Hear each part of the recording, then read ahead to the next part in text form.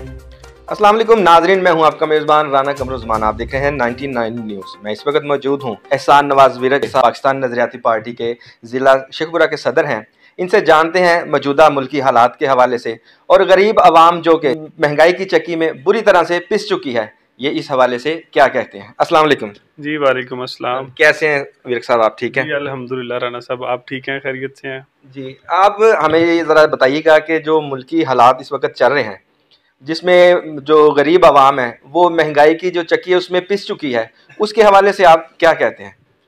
जी, सबसे पहले नंबर पर तो राना साहब आपका बहुत शुक्रिया, 99 न्यूज़ का बहुत शुक्रिया कि जिन्होंने हमारी और इस 22 करोड़ आवाम की जो आवाज़ है उसको हुकाम बाला तक पहुंचाने का आपने ज़िम्मा लिया हुआ है। अल्लाह पाक आपको बखैर वफ़ियत ये सारे मामलात करवाए।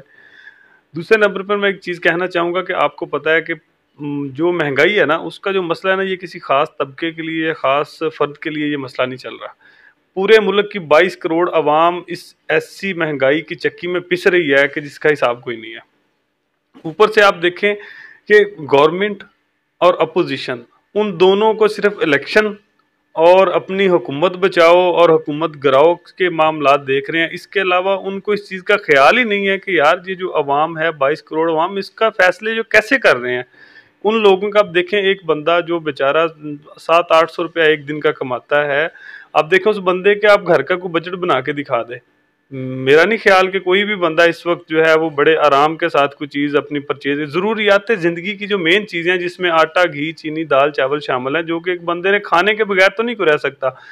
लग्जरियस आइटम्स तो हैं ही हैं, ज़रूरियात ज़िंदगी जो मेन चीज़ें हैं उनमें महंगाई बहुत ज़्यादा हो चुकी है। अब देखें घी के रेट हैं, आटा ऐसे नायाब हो चुका है, कोई बंदा घर से निकलता है ऐसे लगता है कि बंदा सोना खरीदने के लिए जा रहा है। और जो सफ़ेद पोश लोग हैं वो बेचारे फाकों के ऊपर आए हुए हैं। वो हमारे शहबाज शरीफ साहब की तरह तो है नहीं कि जो कटोरा उठाया और मांगने के लिए चले गए, वो बेचारे तो मांग भी नहीं सकते।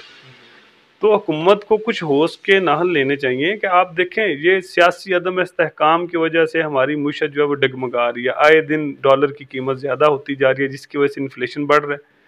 और ये सारी चीज़ें अब देखें, ऊपर से ये कहते हैं कि हम जो है मुश्किल फ़ैसले कर रहे हैं। सर देखिए, मुश्किल फ़ैसले ये होते हैं कि भाई हम अपनी काबीना कम कर रहे हैं, हम अपने जो कैबिनेट के वज़ीर हैं, एमएनए हैं, एमपीएज़ हैं, हम उनके खर्चे कम कर रहे हैं, उनके टीए डीए छोड़ रहे हैं कि वो इनको ख़त्म कर दें। ये मुश्किल फ़ैसले हैं। सबसे आसान फ़ैसला तो ये है कि आप चीज़ों की रेट्स बढ़ा दें। सर ये सबसे आसान फ़ैसला है, ये कोई मुश्किल फ़ैसलों में नहीं आता। तो हुकूमत को चाहिए कि होश के नाखुन ले और खुदारा कुछ अवाम के ऊपर तरस खाएँ। विवेक साहब, आपसे एक सवाल ये भी मैं करना चाहूँगा कि पिछले 70-75 साल से इस पे मुल्क पे चोर लुटेरे मुसल्लत थे, लेकिन ये हालात नहीं थे जो आज हम देख रहे हैं। इसकी आप बुनियादी वजह जो है वो आप क्या देख रहे हैं? सर देखिए, बात पता है क्या, 75 सालों से ना पूरे मुल्क और ये अवाम जो है ना इसको ट्रक की बत्ती के पीछे लगाया गया और वो ट्रक पता नहीं कहाँ जाकर रुकना है। अब चीज़ यह देखें, हमारे मुल्क को जो ज़रूरत है ना जो पॉलिसी बनाने की, वो है एक लॉन्ग टर्म पॉलिसी बनाने की ज़रूरत है।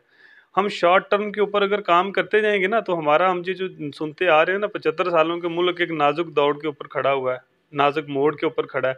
वो नाजुक मोड़ लंबा ही होता जाएगा, उसका ड्यूरेशन बढ़ता जाएगा। अब जगह एक जो लॉन्ग टर्म पॉलिसीज़ हैं उनको अपनाया जाए। देखें अभी हमारी जो मईशत है ना उसके लिए सबसे बेहतर, हम एक ज़रूरी मुल्क हैं, ठीक है, लेकिन अब आप ज़राअत के ऊपर देखते हैं ना, अगर तो किसान बेचारा वो लाइनों में लग के खादें खरीद रहा है।